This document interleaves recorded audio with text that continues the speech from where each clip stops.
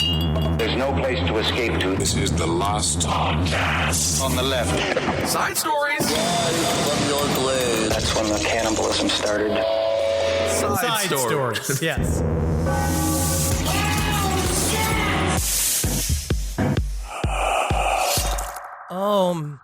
You're ignorant. You're ignorant. Everybody watching the documentary is ignorant. I don't think so, Michael. As a matter of fact, I've been watching Leaving Neverland, and my friend, you are bad. Hey, but at least I married that child. Oh, my goodness. This is Side Stories. I can't even... this is Ben Kissel. That's Henry Zabrowski. Now, I watched episode 1 of Leaving Neverland. Henry Marcus and I are going to do a full-on discussion on this Friday's Side Stories, the first time we're having Marcus on for the new tradition of once-a-month Side Stories with Mr. Marcus Parks. But, Henry, you can joke about this right now because you haven't watched episode 1 yet of the most traumatizing documentary I have seen in a minute called Leaving... No. Oh, my goodness. Simone. Enough. That's what I said. That's what I said to the child. We were together. You are the devil. We were together the other night. Now And I remember, and I said, oh, the word child. You can't have a baby, but if you could, how cute. Oh my! All right, I've had it up to my belly button, which is most people's eyebrows. So that's pretty. I have enough of it. Oh my goodness! All right. Honestly, well, and you are going to cry. This shit's come up. Yeah, you. I can't wait. Yeah, when you are watching it tonight, and you're going to text me, be like, "I want to vomit." Be like, "Yeah, now is it so funny to you, sir, young sir?" I know. My know. God. It is hard because that was definitely because Travis was just saying that to Kissel because I haven't seen it yet. It's popped up a lot, and then like Natalie and I had people over for dinner last night, and we had like 90s dance hits kind of music playing in the background, and just fucking every other one was Michael Jackson. Right. And you just like forget because it's just you're not alone, and I just see him petting a child in a giant fluffy bed. That's the problem with the song "You Are Not Alone." They don't have the other argument being like, "I wish I was. Can you leave me alone? I understand that I am not alone because you are stalking me and scaring the hell out of me." But no, we will talk about that. No, but as we started talking about it, and then Kissel started going into details, and Travis is like, "Don't spoil it for Henry." Oh my God! Like, oh my God! It is so disgusting. If you haven't seen Leaving Neverland yet, watch it before this Friday because it's going to be full of, I guess, spoilers, as Henry kind of alluded to. It is so difficult. Anyway, listen, I've just been listening to Beat It on repeat because I know that afterwards I'm never going to get to listen to it ever again. Seriously. Which is fine. I get it. But these stories, we've been debating this for literally 8 years on last podcast. Oh, yeah, absolutely. About the nature of Michael Jackson's crimes. So I'm not looking forward to really diving in. But at the same time, I'm curious. Yeah, no, it is. It's absolutely fascinating. It's a big part of American history. He's a global version of Jimmy Savile, but we will get to that. And as a matter of fact, Henry mentions how, you're listening to this music, but now this is going to really, it's bigger than the music in many ways. And his music was about as big as a musician can get. But they were even talking to one of the victims, and he was saying that sometimes he'll find himself at a bar, a restaurant, and Michael Jackson songs will come on, and he'll start tapping his thumb. This was in an interview, not in the documentary. He'll start tapping his thumb or whatever and be like, "This is good," and then he'd be like, "Oh, that's right, that's Michael," and then he has to leave. But that's the power of the music, man. Anyway, on a good note, buddy, this is a real light touch. I know. I mean, we will obviously get into this, but it is fucked up. Also, you don't need to use. I imagine it's fucked up. You don't have to use the term light touch on it right now. Okay, come on, Henry. I'm not saying. My God. Yeah. Ugh, I think a worse term is internal touch. All right. Well, I will say on a positive note, I had a chance to watch 2 great horror movies this weekend in theaters at Nighthawk Cinema here in Williamsburg, Brooklyn. Greta and Level 16. Highly recommended. Did you see either of those yet?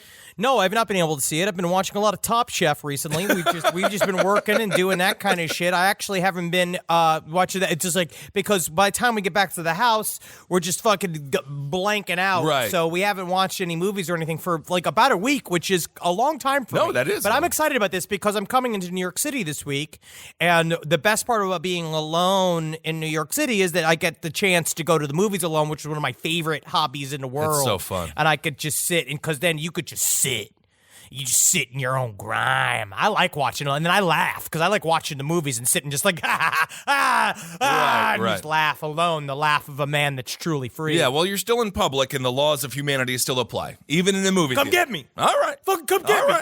I will say, Greta, there are some funny laughs in it as well, kind of unintended, but it's truly scary. And then level 16, really awesome. So I want to thank Kim at Nighthawk. She works over there, and she's always very nice. Yeah. I also want to, the guys from, this is, again, we're not paid by these fucking people. They don't pay these people, but I will say, Spring Hill Jack Coffee, send me some of their coffee again, and honestly, it's the best coffee I've ever had. It fucking really gyps me up, man. All right. I don't know if that's a good term for I that. have no idea what that term means, so I think we're in the clear. It makes my knees touch my nose hairs, and not in a Michael Jackson kind of way. All right. Not in not waiting for the king of pop to come into the bedroom. I cannot hear any more about Michael. I'm still reeling from what happened. Okay. It kind of gives a new kind of tenor to the nickname King of Pop. Okay. Right? Well, here we go. Here's a fun story about robots. Okay, so now robots, obviously they're taking our jobs. We know that. We know automation. I talked with Andrew Yang on Top Hat about that, by the way. Go and listen to that interview. It's very interesting. But now... but I feel like if we do install one day, I am one of those who believe in the give a living wage to people, sure, and that would be replaced by the robots, right? And let the robots do the hard shit. Let the robots flip the burgers. Absolutely. Robots never go through the awkward 14, 15-year-old stages where they're just covered in their own saliva. Just, so you want extra onion rings or... Oh, like I'm sick of talking to these people. I mean, I love the youth of America, but now when they're touching my food. Well, you know what? I like to keep an eye on them, and they seem to be doing a good job, specifically at Taco Bell. And honestly, but I would rather robots not do food service because I think that food service has already become so impersonal. I know. Kissel, I've been watching Chef's Table recently. We forget it's already turned into this industrialized machine. Right. They may as well be fucking robots. I like a personal touch. Yeah. So let's leave the robots out of the back house of the restaurant and move it into maybe a robot waiter. Well, that's kind of what we have right now going on at giant food stores. We've talked about giant food stores before. There was a story about a man rubbing, I believe, some kind of melon on his testicles, and then he was charged with a felony. On his asshole. Yeah, that's right, on his butthole. All right. Robots to roam aisle of Maryland giant food store. Giant food stores will deploy Marty, the robot models, to every Maryland location to work alongside employees and customers. Now, if you take a look at Marty, he looks like sort of like if the Microsoft Word like what is that? The paperclip. If the paperclip was given gun turrets, and tank wheels, it's disconcerting. It really is. He's on wheels. You can't really see the wheels. He just kind of floats like a beautiful performer, and he's got these huge googly eyes. He looks like he's perfect to tackle. When I was in football momentarily before I faked an injury every year to get out of it because I don't like to be winded, he looks like one of those tackle dummies that you just take down with all of your power and all of your might because you're really angry at the principal. This thing is a 7-foot-tall vacuum cleaner. All right, the part of it was supposed to be the robots, which move around the store unassisted, will identify and report hazards such as spills for quick cleanup. Oh. So it's going to be stuff going like, alert, mayonnaise, aisle 7. And you're going to have to deal with this. But I will say, I'm with you, Kissel, right? Because, right, I'm sort of pro. It's not the term pro robots, right, but I'm going to say, let's give them a shot. Sure. Let's give them a shot at running society. But when I look at this robot, they're really asking for abuse because the googly eyes does not make this friendly to me. The googly eyes makes me want to shoot this with the fucking shotgun. Just there's something inside of me genetically in my fire caveman brain where I'm like, this doesn't seem right. It's the uncanny valley. I agree with you. I want to shoot it. I would just rather a straight up, if it literally was just a square bot We don't need to make it look human because you notice it's got the lights at the very bottom of Right. it, which makes it look like it's frowning, which essentially makes it look like you're coming to take my child, like you're coming to kill my family, because it's the frowning of being like, must clean up the ultimate mess, which is humankind. And then it comes through and start like rolling through towns and setting things on fire and imprisoning us in big chain link fence, like kind of like thrown together quick prisons. Yeah, I mean, it all starts with a friendly robot named Marty. Why are we writing the dystopian future from sci-fi movies past? Why are we actively writing this, though? You know that I personally believe between what's happening politically, between what's happening with this kind of shit, it is because of shit fuck 30-year-olds. It's us, man. It's our generation that is in charge, and we are proliferating and creating a reality version of the 80s movies that we love. But we are making it happen. Did no one watch until the end of the 80s movie? It starts off with like, what a great buddy of mine. And then next thing you know, maybe you should kill your mom. And then next thing you know, maybe you should kill your whole family and your friends. And then what do you have? You got a robot serial killer. But we are doing it. We are making it, we are psychically projecting our future into this. Well, at the very least, giant grocery stores are. All 172 stores will have a Marty. Ugh. I also hate the name Marty. I don't hate any name, but in this context, I'm like, Marty, the friendly robot. I could do no harm. There's no way I could eat your mother. What was that last thing I said? But you can definitely see a manager being like, well, unfortunately, we're bringing on Marty onto the team. Everybody applaud Marty. Hey, it's Marty. Let's throw a party. Good little rhyme, everybody. But we're getting rid of Cheryl. Bye, Cheryl. And it's just like a poor 80-year-old woman is like, they always get rid of the clones first. And it's like, yes, it's right. Because unfortunately, we love you, Cheryl. But nobody wants to see you. Oh, Cheryl, I want to see you. 172 stores going to have their own Marty. Now, Marty, as aforementioned, he's a tall, gray robot with Google eyes. He's going to work alongside staffers. The robot, it moves autonomously, unassisted, will identify any report of hazards such as spills for quick cleanup. Giant officials said in a news release that the robot's efforts free up associates to spend more time serving with customers, which is what I would call a lie. How is this going to help anyone who is working there? Be like, oh no, this is great. This frees me up to have more time with customers. Yeah, it's not taking my job. Oh yeah, that's what I'm always doing.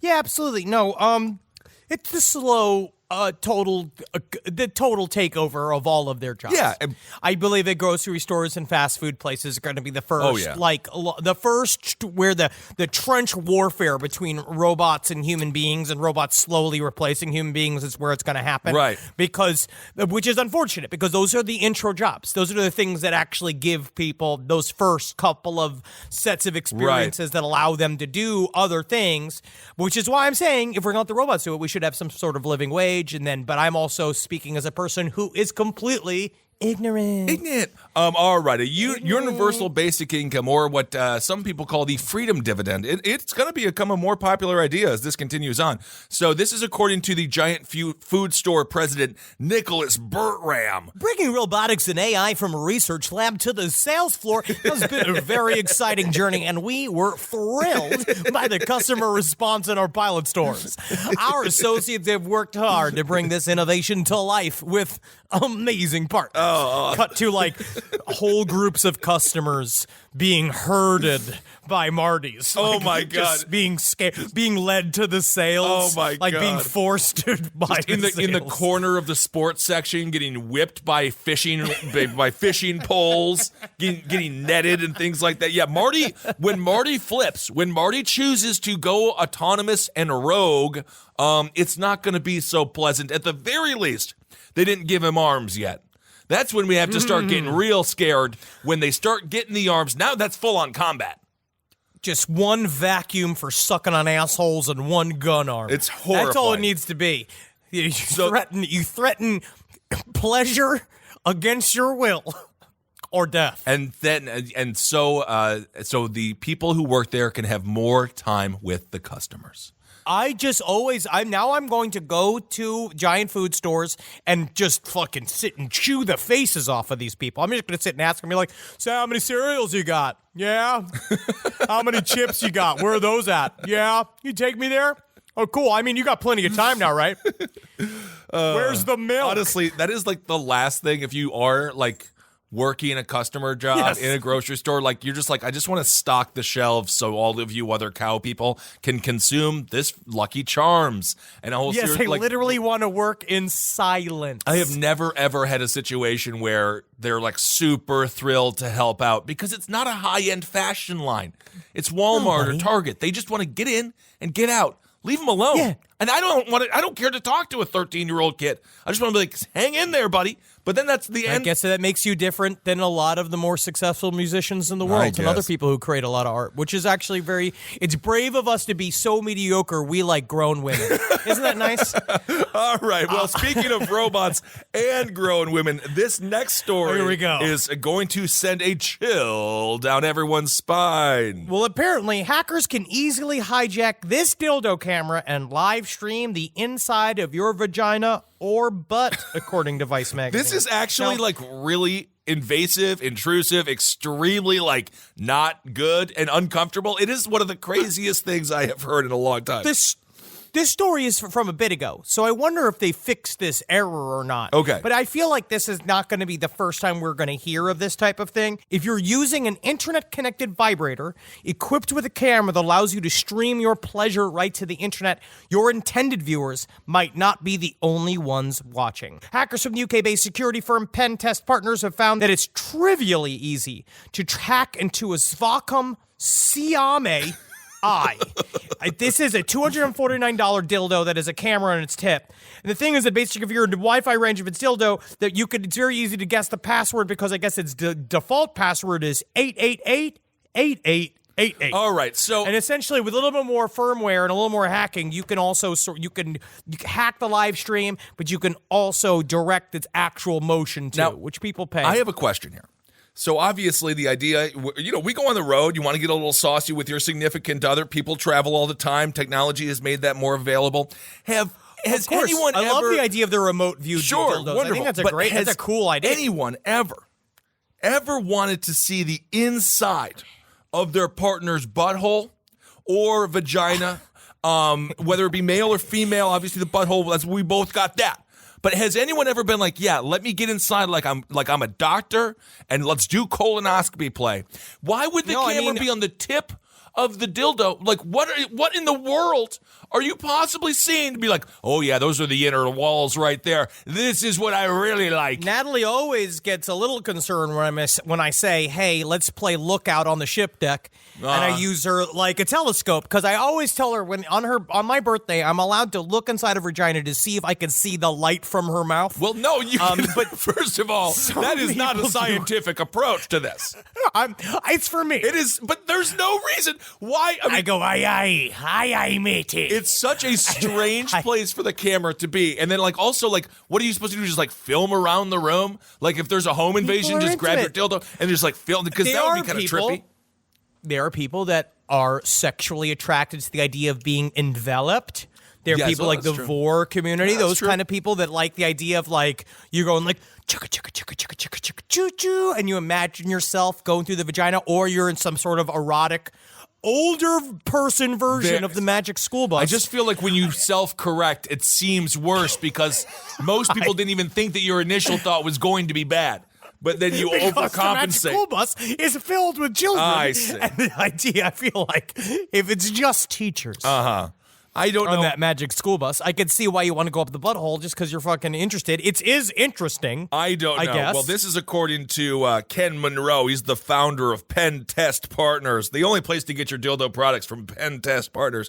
When somebody uses it, someone else could be seeing the video stream. He goes, what's worse? You never even know about it, which is truly horrifying. And again, maybe I'm like missing something here. I just feel like the camera should be like a GoPro attached to the end, more of the I don't want to get into great detail here, but you would think you would be on the end of it, not on the front of the head of the sex toy. People are imagining. Can you imagine how, honestly though, Kissel, You used to be even more immature than you are these days. Yeah. How fun would it be to just imagine your face on the head of your own dick? No, right? no. And you're just going, wee, whoa. First of all, I would never even imagine. Yeah. And as you're approaching, you're just like, it's like going into the Death Star. Yeah. And you're Luke Sky Cockles, and you're literally just slamming it. But you don't see anything. The whole thing. It's just going to be a black, dark mass of human Not in flesh. the beginning. It's going to be like what used to be back when, see, I'm almost 40 years old. I'm 37 years young. And when I was a child, there was a channel called it was just the Surgery Channel. And oh yeah, I remember the Surgery and they channel. would show like full torsos and stuff, but there were surgeries being done to them. It's like that, but then much more invasive and much more intrusive. And I just don't see how anyone could be like, yeah, I mean, unless they're studying to be a doctor, in which case maybe this could help out. I don't know. It just seems very bizarre. All the sciences that are involved in just how deep is a vagina. I mean, I don't know, man. Everybody's into whatever it is they're into. Yeah, I agree. I would more of want an exterior camera as well, but this is obviously the goal of these people, and enough of these were sold for this to continue on the market. Yeah. I don't know if that's still the case, but I think it is interesting. I was on, speaking of people hijacking computers, though, I was with a Uber driver recently who was very, very upset about the idea of automated drivers, because he said, in his words, he's like, the computer Russians going to come in, they're going to hack the fucking cars, and they're going to create chaos in the highways. And I was like, that could happen at any time, though. It can't happen now. Like most, like Teslas have an actual computer chip that you can't, they have an actual like motherboard that you can take over. oh yeah. Oh, it's already happening. You know, the thing is, we saw Total Recall. It's, we know what happens. They're a little annoying. The robot driver in Total Recall was more aggravating than even a Los Angeles Uber driver who was auditioning for you because they think anyone who takes an Uber is a producer. So, I think there's some safety in the Uber life for the most part, because these robots are just going to drive me insane. So I want a person. I'm going to request Uber person. That's what I'm going to do, not Uber robot. That's what I will do. Well, I'm going to tell you definitely for the first couple of years, you're going to have drivers behind the wheel also watching the robot. Yeah, but then what are they doing? They're not actually working. They're sleeping. They're reading books, probably giving them more time to fully read the script that they were telling you about previously. Now they can just act out all the characters as well. I actually mostly have seen that in Atlanta more than Los Angeles. Oh, really? Yes, absolutely. There's a lot of like mixtapes. So this story, I mean, they're working on it, I guess, but a part of it is just more of this. It's more of trying to create a grand, like, self-consciousness and understanding that if you have a Wi-Fi enabled sex toy, it is vulnerable to be hacked by many people. It always is. Yeah. But this is kind of the social trust that we have, don't we? Is this kind of concept that being like, we're all kind of existing in this place that if we break the social contract of constantly hacking each other's devices, they're going to eventually either clap down on it or people are not going to want to buy it. You know me. I say criminal justice reform now, criminal justice reform forever. But one of the areas where I'm a little bit more like, we could probably step up our game on trying to dissuade people from all the revenge porn and from like hacking in and stuff and just like loading that stuff up on the internet. Every celebrity, and this targets mostly females. Obviously, you have like Hulk Hogan and stuff like that. Mostly females, though. It's like, I don't know if people do play by that social trust because there's no negative ramifications when they're just like, wouldn't you believe it? I got Britney Spears' God knows what. Because it's hard to fucking track these people down because it takes man-hour. It's a lot of money to track, especially internet crime. It is very, very difficult to pin these people down. It ain't right. I say if your partner gave it to you in confidence, don't be a schmuck and share it with anybody else. That's what I say. I have just never understood that kind of piece of shit behavior. I don't really understand that idea that you would take someone that someone gave to you in actual good faith, even if they hurt you. No, and then post it online. It's so fucked up. I really do believe you're going to get yours. Well, I mean, I do believe that. People do it. Men and women do it. And it's just everyone. It's just not good, and it's bad for you, and it's bad for your heart, and it's bad for your soul. And when you get to the pearly gates and God says to you, what did you do when you got sent all of those wonderful videos and pictures? And God will say, I know that you sent it to your friends. And then your friends put it online, and then you wake up and you've been reading a storybook. Yeah. And you're like, whoa, and then you fucking blow your brains out. It's fucking total darkness. Total darkness. Right, well. Rise from your grave. Rise from your grave. Let me do this story real quick. Widower, stepdaughter who blamed panhandler for woman stabbing death in Baltimore arrested in her killing. Ooh, what a surprise. Crazy. The story of a woman who was fatally stabbed in December after reportedly giving money to a panhandler, a case that drew national attention and spread fear through Baltimore, was actually a ruse by her husband and stepdaughter who have been charged in her death, Wow. police announced Sunday night. Keith Smith, 52, and his daughter, Valeria Smith. I don't want to criticize. I'm sure there's some great Valerias out there, but you got a malaria. You got Valeria. Actually, Valeria. I don't know. Valeria is a very pretty name for me, actually. It's a pretty name. They were arrested by Texas State Police near the U.S.-Mexico border while trying to flee the country early Sunday. This is this week. Warrants charging them with first-degree murder in the death of Keith Smith's wife, Jacqueline Smith, were issued. Basically, the information and evidence points that it wasn't a panhandler. So they're trying to figure out what the hell with this whole shit is. Basically, just Jacqueline Smith, 54, an electrical engineer at Aberdeen Proving Ground. She was stabbed to death about 12:30 a.m. on December 1st in North Valley and East Chase Streets, and this is Baltimore. Just days after the stabbing, Keith Smith and Valeria Smith, who also identified herself as Siobhan, appeared at a tearful news conference at the scene. They blamed Jacqueline Smith's death on a man who approached their car after she reached out the window to give money to a woman begging in the rain with the baby. They said the man came up to the car under the guise of thanking Jacqueline Smith, then reached in the car and snatched her necklace and pocketbook, stabbing her in the process, which is a lot of yada yada. Oh, yeah, quite a bit. Elaborate story. Now, I have a question for you. Now, Henry, you are a really talented actor. You can see Henry on Crashing on Home Box Office, otherwise known as HBO. And Pete and a lot of Pete Holmes' body this year. Oh, that's great. That's just great. Yum. HBO, they can do anything they want on HBO. I love my boss. Love my boss. Yeah. Love bringing back the Dennis Franz look. NYPD Blue. Oh, the 50-year-old butts the eye can handle. And I have a question, though, from a performance perspective, because we see this on a regular basis. This dad and this daughter, they knew they killed him. They knew they killed his wife and her mom. They knew what happened. Now, they are not professionally trained actors. You got to go in front of the cameras. You got a lot of pressure on you, and you have to cry on command. What process do you think you would go through to be like, I can do this? You just think about the fact, if I don't do this, I'm going to jail. You think that's enough pressure? You use that. I mean, it's a lot of pressure. Yeah. It is quite a bit of pressure. And you've maybe been building this up, and maybe you did not enjoy this person to begin with, which is why you have now orchestrated her killing. And so I imagine it like you can work yourself up various different ways. You have the cloak of, I'm grieving. I don't know how I reacted. You have that Right. side of it where the grief comes out in many different ways. But yeah, I also feel like a lot of times beginners, like the people with no acting training, end up giving very honest performances, even more than people with like my level of training. Right. My astute level of just like the kind of acting intensive I went through at Florida State. Right. Now, that's a bachelor degree, isn't it? That's good. Now, you can do a couple of more, you could do a deeper dive, I guess, but then you just got your bachelor's. And it's great. Hey, man, I don't need to get all up, like, into it. No. Like, I'm not some kind of nerd. No. You know what I mean? But evidently, now this... I could have used some more training. No, you're doing great.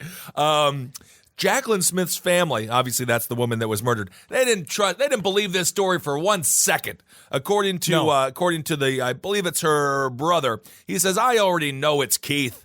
And all the questions have been specific to Keith. That kind of sums it up right there. He said, it never made any sense. I told detectives from the very beginning, there's no suspects out there.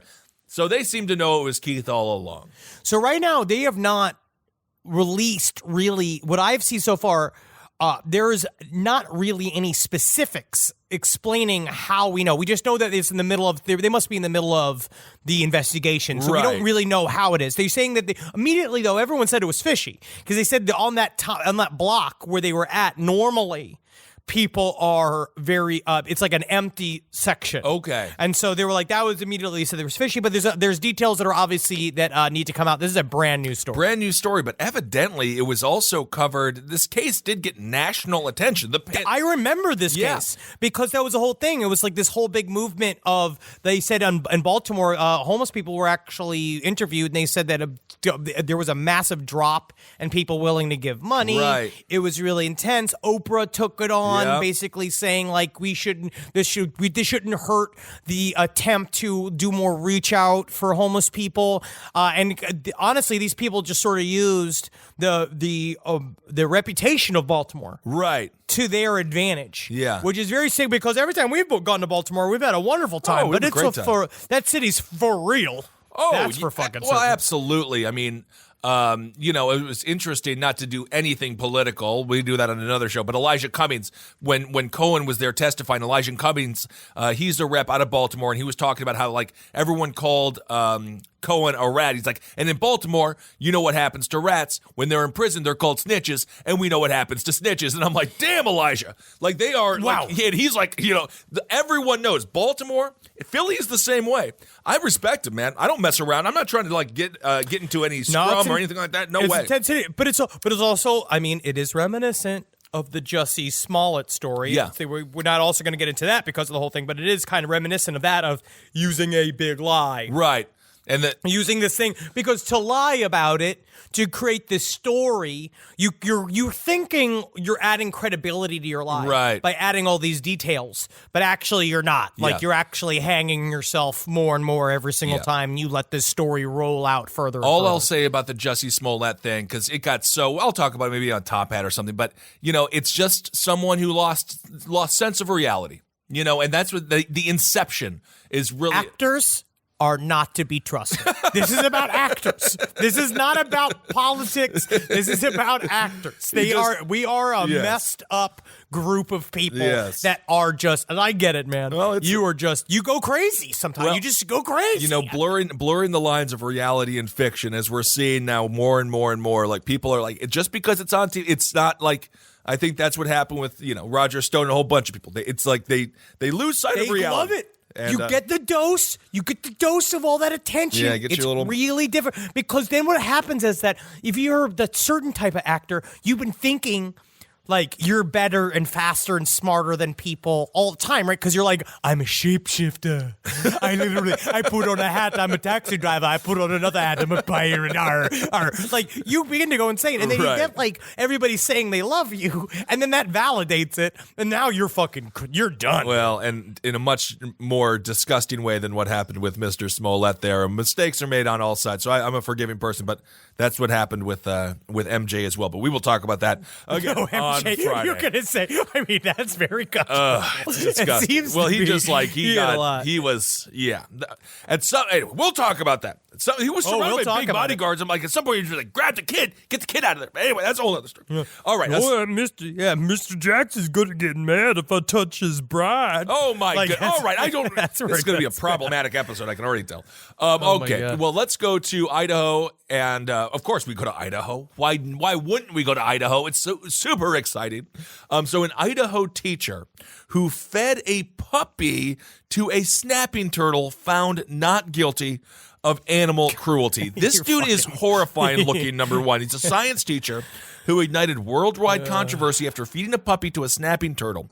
A panel of 6 jurors delivered the verdict to a packed courtroom after What science does this teach? Exactly. That's my question. After the jury only deliberated for about 30 minutes. It was a 2-day trial. Robert Crossland, the Preston junior high school teacher, smiled as the verdict was read and afterwards spoke publicly for the first time. He said, "I would just like to thank you for all the support I've received. I'd like to thank this community for staying behind me. It's really got me through all of this. You fed a puppy to a snapping turtle, and then people are just like, I just support him. I just think what he did, it's science."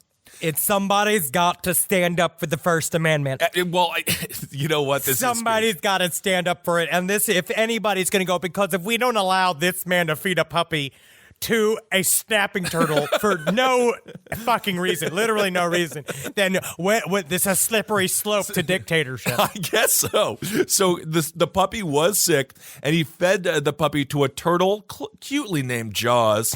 Now, a couple of students. This was after school. So he's like, "Who wants to stick around and watch me feed this sick puppy to the turtle?"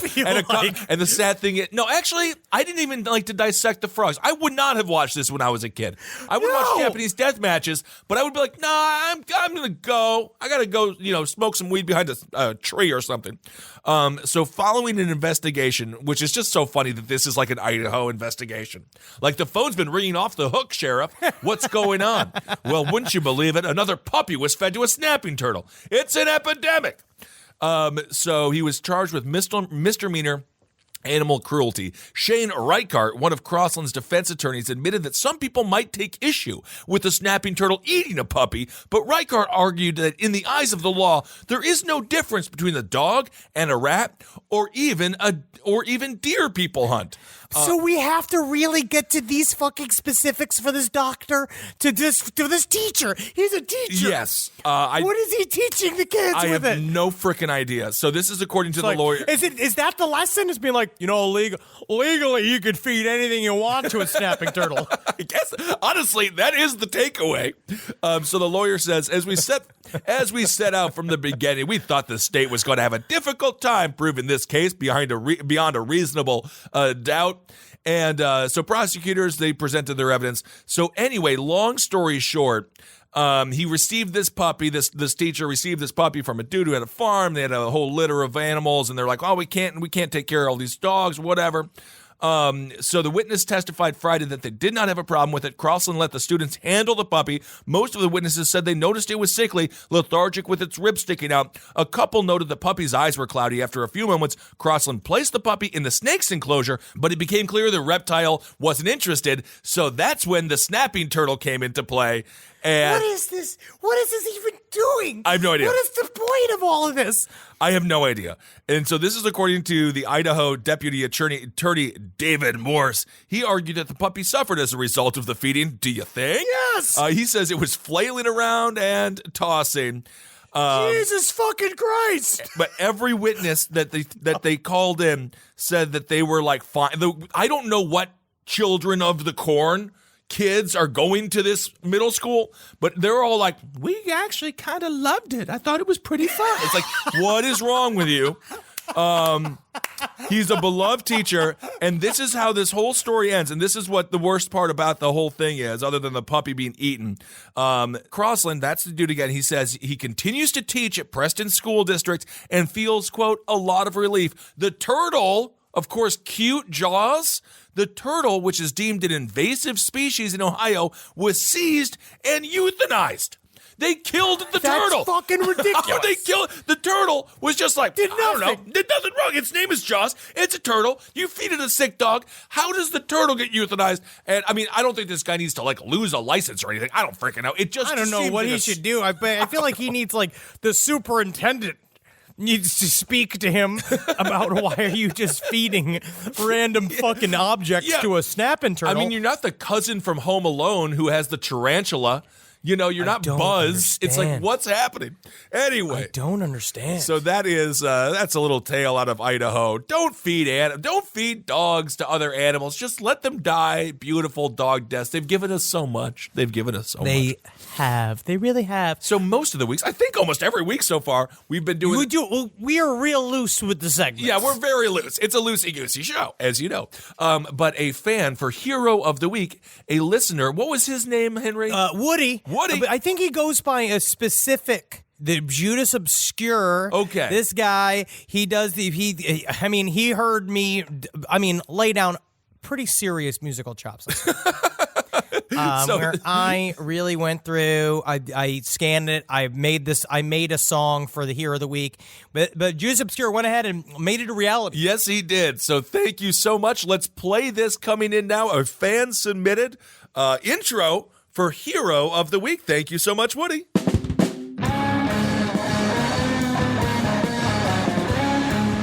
the Hero of the Week. Oh, Welcome back to the Morning Zoo, everyone. I've been the hairy... I love it, man. Thank you so much, Woody. All right, so hero of the week, we have one is a listener, so we're going to get to her in a second, but we've got to go back and talk about Dave Ossman, spelled A-S-S-M-A-N. Ossman. Of course, he was the fellow that he wanted a personalized license plate in Saskatchewan, and they said, oh, no. It's way too offensive to have it on your plate. So what did he do, Henry? He fucking painted it on his truck. He painted it on the back of his truck as he proudly stands by really a beautiful white pickup truck. And it says Saskatchewan, Assman, land of living skies. So congratulations. You're sticking it to the man, Dave. And when it comes to your rights to be proud of your last name, my friend, my hat's off to you. Because you are telling the world, you're telling the government, no, my friend, I'm not going to be ashamed because my last name happens to come with a connotation of being sexually attracted to buttocks. I am Ossman, king of Oss. This is I got another letter that was like talking about another Assman that was a former, I guess, like a white supremacist who killed a bunch of people. What? This is a whole other story that I was just like... So Dave is taking the name back from a white supremacist. He's taking the name back from the government criticizing him. I love this. Dave is a hero on so many levels. So you are once again hero of the week. And along with Dave, I want to talk about a listener, Amanda Dix. Amanda Dix, she sent us an email. Dix stands for Ossman or Assman. Dix stands for Assman. So she says, I too got shafted at birth with a horrible last name. It's Dix. Yes, that's real. And yes, everyone can suck it. I've struggled all my life with my last name being included in things. Everything from substitute teachers thinking it was a joke, sports announcers chuckling before my name, and professional emails. Recently at work, they had to specifically unblock my email so it wouldn't be flagged automatically as inappropriate content. A horrible last name can really shape a person, and getting dicked over like this has made me who I am. Now I wear the name like a badge of honor, and I think a Assman should be allowed to do the same. Currently going through the application process to pursue a PhD. If I make it, you bet your sweet asses I'm making every fucking person address me as Dr. Dix. I hope you got a chuckle out of this. Thank you so much, Amanda. The future, Dr. A. Dix. Amanda Dix. Dr. A. Dix. Can we actually, and now let's go out with the jingle, because Dr. Dix, yep, you are our new. It's the hero of the week. This is fun, man. It's fun producing a show. It's fun that you can just do this. Well, I want to read this letter real quick. All right. How Henry helped me with my parents' dog's butthole. My girlfriend and I, this is from Colton. My girlfriend and I went to visit my parents in LA. Trip was going well, seeing old friends and spending a lot of time with family. Well, we just gotten ready for a pretty packed day, and my girlfriend was sitting at the edge of the guest bed when my parents' white Maltese mix named Wrigley comes sprinting in the room and jumps up on my girlfriend. She's giving him all the pets and loving on him. She looks down at her jeans and just goes, fuck, man, for real? Wrigley had gotten some big doggo-sized shit smears all over the legs of her jeans. Shuddering at the thought of Wrigley giving the house a fresh coat of poo paint, I snatched him up and was immediately reminded of something Henry had said way back about his asshole hair. Per Henry's instructions, I lifted Wrigley's tail and began to trim his asshole hair danger close. I recalled how Henry had described his own asshole hair when it had become overgrown, thick, matted, and a potential health hazard. Anyway, I got the little guy trimmed up and washed. We missed out on our plans for the day, but thanks to Henry, I was able to take care of a dog's asshole. Look at that. So thanks. Wow. And they say it's like, what is Henry doing for the greater good? And then look at that. There it is. Although I don't know why it ruined their entire day. It's a Maltese, you can, it doesn't require the biggest scissors, but all right. I don't know. Also, a lot of people asking about Momo. I also barely understand what Momo is. It seems to be some form of meme, some sort of horror meme. Yes. Now, wait, before we go, I want to read some more of these. We have some more fun Skinwalker stories. Okay, cool. I'm still fucking obsessed with this. Oh my God. I have a really good, I got some weird insider information that I'm waiting to figure out how to disseminate. Okay. Which is very, very interesting. But here's some more Skinwalker tales. I really like this one. Okay. This is from AJ. I live in Socorro, New Mexico, which is about 30 miles from the Alamo Indian Reservation, the Res, as the natives call it. I have an uncle who was dating a native girl who lived on the res. My uncle was driving one day to try to visit her and try to get it in, I assume. He's just driving his car, probably humming along to the radio. It was the early 90s. A lot of speculation. I will say he is speculating quite a bit. He really is. Okay. He is really building a tale here. But George Knapp did the same. I know. When all of a sudden a coyote walks into the road. He does his best to avoid it, but he can't. He ends up clipping it. He pulls over and he checks on the condition of his car, no damage. He then sees the coyote lying motionless on the road and decides to drag it off the road. My uncle gets back into his car and continues on his way. He gets to this girl's house who lives with her family, and they're just kicking back watching TV. A couple hours pass, and he tells the family how he had hit a coyote. The girl's brother comes stumbling in, and she rushes to help him. The brother's in bad shape, dried blood spots on his face, a broken arm, and he's limping. The brother says he was walking down the side of the road when this car, not paying attention, hit him. He said someone must have thought he was dead because then that somebody drug him off the road and left him in the weeds. My uncle said the family looked at him with this look of concern and worry but never said anything. It seemed that everybody there knew what happened, but every time he would try to bring it up, nobody would acknowledge it. Whoa. It's a cool story. And he has one more right here. This same uncle of mine eventually married and had a daughter with the Navajo girl. The res is mostly Navajo. My uncle never really lived on the res as he is not native. My family is Hispanic. There's not a lot of work on the res, and he's not native, as I already mentioned, so he comes and goes. My cousin lives with her mom and her family on the res. One day, my uncle is away working, and the family decides to take a road trip to visit some other family. With them lives this little, very old lady who's wheelchair bound. I forget the relationship to my cousin. I'm going to say great-grandmother for easier storytelling. Everybody's packing luggage into the vehicle.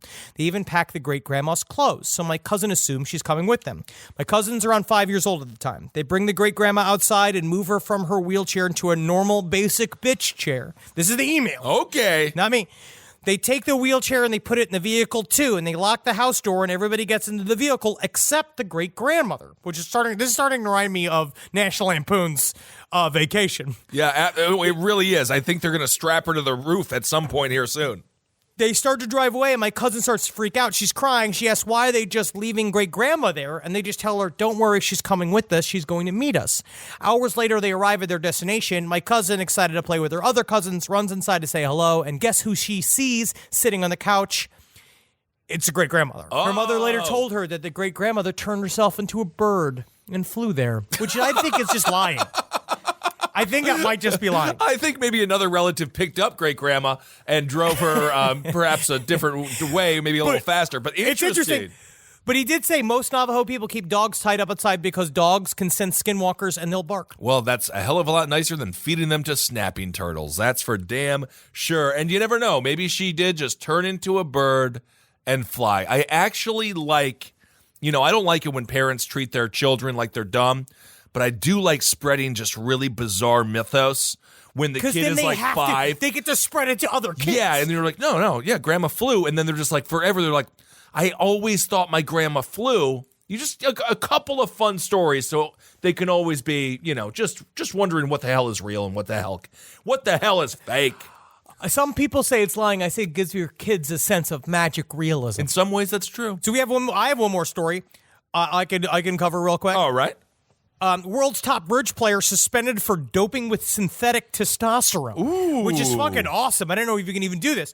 The World Bridge Federation announced today that Geir Helgemo, the world's top-ranked bridge player, has been suspended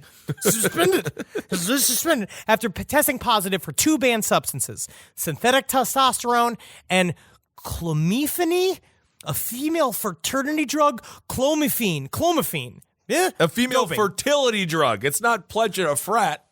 And that's what it says here. People are like, don't know why that is fucking whatever. That is performance-enhancing drugs. But it says here, apparently, a study found that winners of chess tournaments show higher T levels than do losers. Look at that. So maybe it does help you think faster or does like a thing where you're in the moment. I'm not even sure how to play bridge. No idea whatsoever. Helgelmo's suspension is not the first time this has happened to the dude. Yeah, dude. Back in He got busted for tax evasion in 2017. Back in 2015 as well, The Independent reported that the World Anti-Doping Agency found prohibited substances in the system of the bridge player and anglers, but primarily concentration aids, as bridge tournaments can be marathon events. Some stretch as long as 2 or 3 weeks. Which I did not realize. Well, chess is like that. Chess takes those championship games, they take like hours and days to play out. Like, you have to do one at Really? a time, and it's very, very intense. Well, I guess, yeah, having a little bit of, Adderall, having a little Adderall in your system would probably be extremely beneficial. Absolutely, which is why they try to ban it. I think it's a very interesting, it's a type of, well, I bet you that somewhere within like these types of worlds, like, we're making fun of this shit, but it's like, high lie? Oh, the of thing with the course. scooping sport. There's a lot of weird, like, money laundering and international intrigue built into high lie. And so I can fucking maybe even imagine that there is weird shit like buried in the World Bridge Federation. Dude. Where it's like, this guy's the top player and he's a fucking criminal. Absolutely. And so it's And- like, maybe that's what it takes to get to the top. Maybe it is. His suspension will be lifted in November of this year, 2019. So I really did not know that this was a possibility. You're right, man. We forget, like, curling. Everyone, when you watch that at the Olympics, everyone's like, oh, this is kind of cute. But you have to remember, those people beat out hundreds, if not thousands, of other people who are in curling to become on the Olympic, to get on the Olympic team. Like, there's I guarantee you people have gotten to fist fights, lost bets, won bets, changed their lives. Millions over of it. dollars. Millions. There are millions of dollars invested in curling. So this is at a point where you kind of imagine that there's high stakes even in those worlds. And then maybe some of these people, are getting fucking like, Who knows? like, oh, I saw what you did there. So you scuffed up my favorite. Is it a hurler? I don't know what the puck is. Yeah, I think it's a in hurler. curling. Well, Is sure. it the Gurkle? The Gurkle, Messing yeah. with my You're messing with my Gurkle. I saw what you're doing. And that's why I killed your fucking daughter. Like, what? Like, got his fucking family all tied up and stuff. Be like, you mess with my Gurkles one more time, I'll kill your grandparents. And they're like, curling? I bet you get pretty fucking cutthroat. That's a bit extreme. I would just be like, buddy, you killed my daughter, huh? Like, you don't think that's a little bit, like, too much for me? I just banged your My Gurkle is like my daughter. Okay, just lastly as well, a little lighthearted story. Opium-addicted parrots terrorize an Indian poppy farmers. Oh, you love high animals. I do. This is a story. You bring this again and again, and it's always like, I get a text at like 3 a.m, your time, right? And I get it, and I just look, and it's just like, drunk parrot shit. And you're just like, haha, love this story. Well, it's like, and you're just quite like, funny. What are you doing right now? Are you like outside a bus station yelling at people? One poppy flower gives around 20 to 25 grams of opium, but a large group of parrots feed on these plants around 30, 40 times a day, and some even fly away with poppy pods. This affects the produce, and the parrots wait until farmers slit open the opium poppy pods in order to ripen them, at which point they begin their attacks. In 2017, the government's narcotics department issued a warning about the drug-addicted birds after opium theft started occurring in several different regions. So the parrots in India are having a hell of a good time. And you know what, parrots? Take care of yourself. It's a real epidemic. Opioid epidemic is so large, it's even affecting our more talkative birds. I smoked opium a couple times, and it's just like, it's mostly just makes you very sleepy. Yeah, I mean, I'm not a huge opium fella. I had, I was never. I am not into it now because now I like all the sativas, I like all the upper weed and all that kind of shit. I don't do a lot of the downer weed anymore, except for that Skittles I got, which was absolutely fantastic. That shit's like, but I don't even know. I still think about Murder Mountain and watch that guy fucking smoking a bong load of Skittles and then driving. I have no clue how the fuck he does that. Dude, I think he has a extremely high tolerance at this point. I would say that You might the be correct. tolerance levels are high with that man. Murder Mountain, a great docuseries. And so I have 2 updates I want to say for next week. I want to say there's 2 corrections real quick and updates. Number 1, yes, I now understand that it was the blue whale, not the humpback whale, that is the biggest animal. We know we asked you, but thank you for your information. Yeah, very good. We and number 2, we all just kept saying that we felt that we can't believe somebody set fire to that porta potty, and it didn't really occur to me, being like, why would someone send fire to the porta potty? I imagine it would happen from the fucking inside. And then I was like, yeah, I realized afterwards, being like, oh yeah, this must have happened like from the inside Could out. be. Could be. Right? Yeah. But apparently it is true. We got actually a follow-up from Kellyanne got to send us an email. And they said they live in the neighborhood where that fire happened, and it was a very beloved homeless man in the area named Randy. Aww. He unfortunately was so cold that he decided to bring a space heater into the porta potty where he slept in the winter months. Aww, it's a fucking heartbreaking that's story. Sad. It is a fucking terrible for story. your loss. Randy sounds like a great guy. And it That's sucks when hard. you lose someone who's like, especially who's like a fixture of the neighborhood and that kind of shit. Like, that's very, very intense, and I'm very sorry for your loss. Yeah, sorry for your loss, obviously. So, in the hey. world of crime and horrible things, I hope, we're very sensitive people in our own right. So we've grown sensitive. I'm very sensitive. I'll cry right now.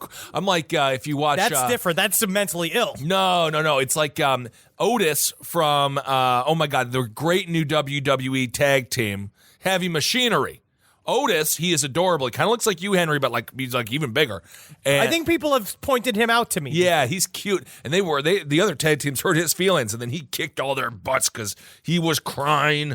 That's really fun, yeah, though. it's Actually, cute. that's a good. All right. So make sure live every day knowing that you're in a house, not in a porta potty. All right, unless you are. So then you're living in a porta potty. And you know what? If you're living in a porta potty, you can only laugh about it. Yeah. But the one thing I will say though, don't grow to love it, because then you'll never want to expand Honestly, yourself man, past it. what do you need? You got the porta potty, the world. No, man, you need a fucking chip on your shoulder to make it in this fucking But world. then again, you got your porta potty. You go out into the No, you world, gotta and be then you go back to your you porta gotta potty. be filled with fucking vigor to pull your. You gotta fucking strike at the universe with all of your will. Oh man, you sound like what was the guy that started National Review? What was the name of that guy? Sound like you're reading like Ayn Rand or something.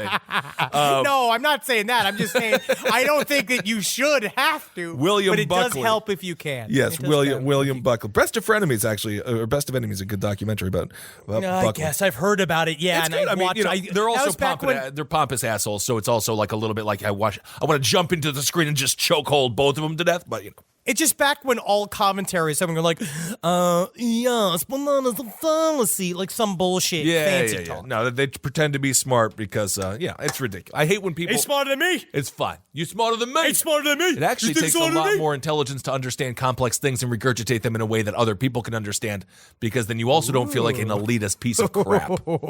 Someone's feeling confident because he's got his new Knicks jacket on. Oh, yeah, nothing like the Knicks to make me feel confident. I think they've won 8 games. All right, everyone. Well, thank you all so much for listening. We love you very much. Hail yourselves. Hail Satan. Magustalations. And we'll be back with Marcus in a few days. Few days there, and it's going to be a deep dive little episode. I got some fun little stories to tell you. Can't wait. Hail me.